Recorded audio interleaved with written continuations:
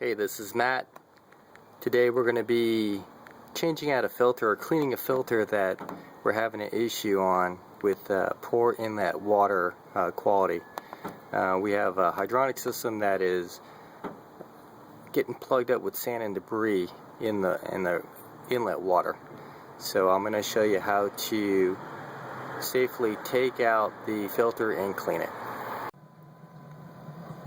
Hi, this is Matt with 88. I'm going to go over today how to clean your filter in your instantaneous hot water heater.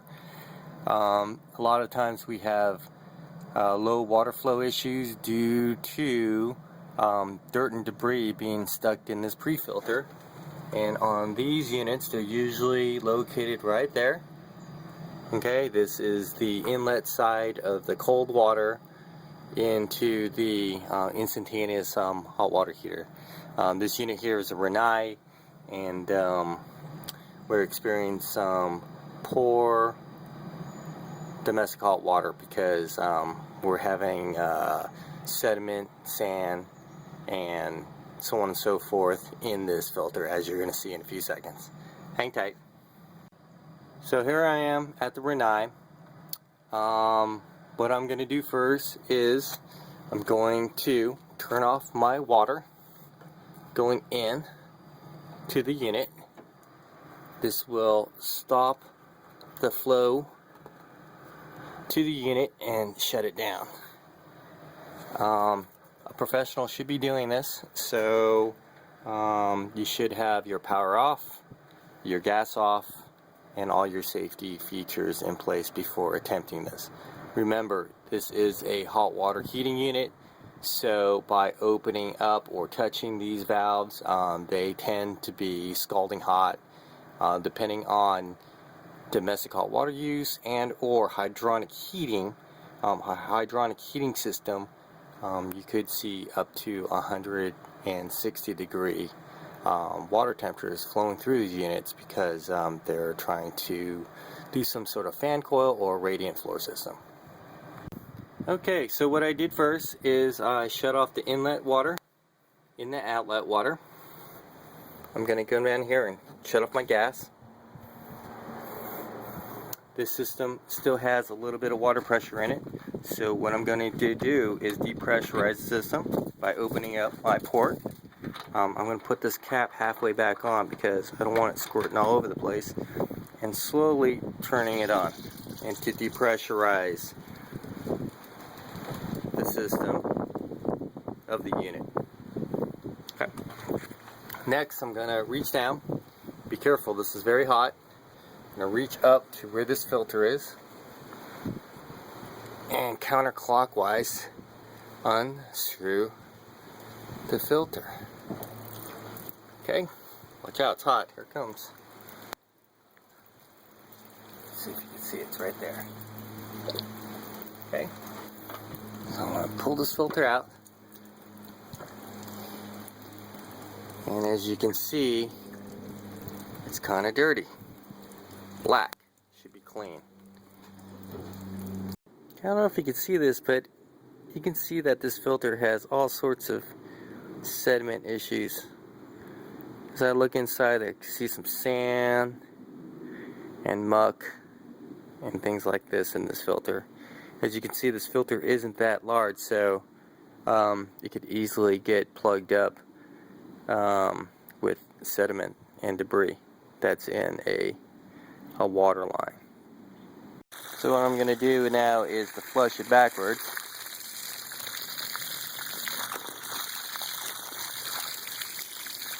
And you can see that I'm just using a regular hose and washing it out.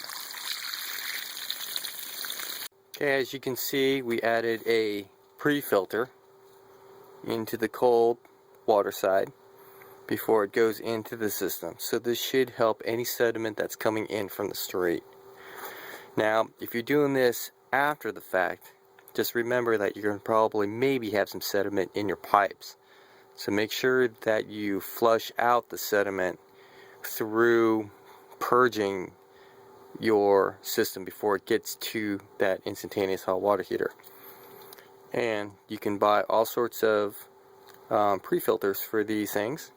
And in my hand I have a 1 micron filter in my hand that will do a lot better than that little tiny filter in that heating unit that you saw. And just remember, on these systems, what you want to do is periodically you're going to have to change out this water system, this water filter. So add in your ball valves, isolation valves, okay, here and here, so that down the road you can change out this filter, and also add in some sort of system to depressurize this vessel, because if not, you're going to have street water pressure on that container, and it might make a mess, or it could be pretty dangerous to unscrew that, especially with all that pressure on that container. Alright? Okay, on this unit, since I have everything closed off, I'm going to purge with the cold, with the filter off, and I want the debris and or stuff to come out if it is in the line. And as you can see, it's pretty cold. Unless it's a hydronic system, then you need to be cautious about it being super hot or scalding.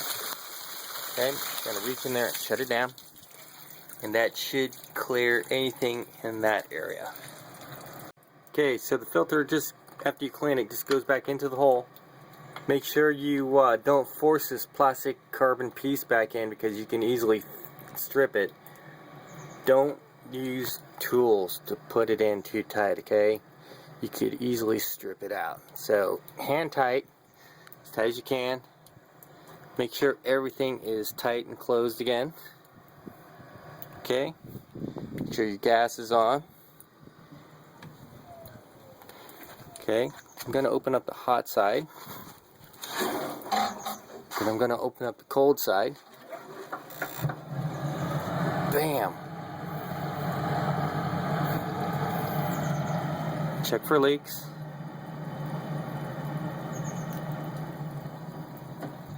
That's a good thing that thing just started up like that, because what it's doing is just recharging a little bit. But since this one has a little hydronic system hooked up to it, it has a recirculating pump, so it will ramp up and start reheating. So I'm going to show you in a few seconds what we can add on to the system as a pre-filter to stop these filters, small filters, from plugging up. So there you have it. We're done. We got hot water, and hopefully we're not coming back by adding this large filtration system. Stand by.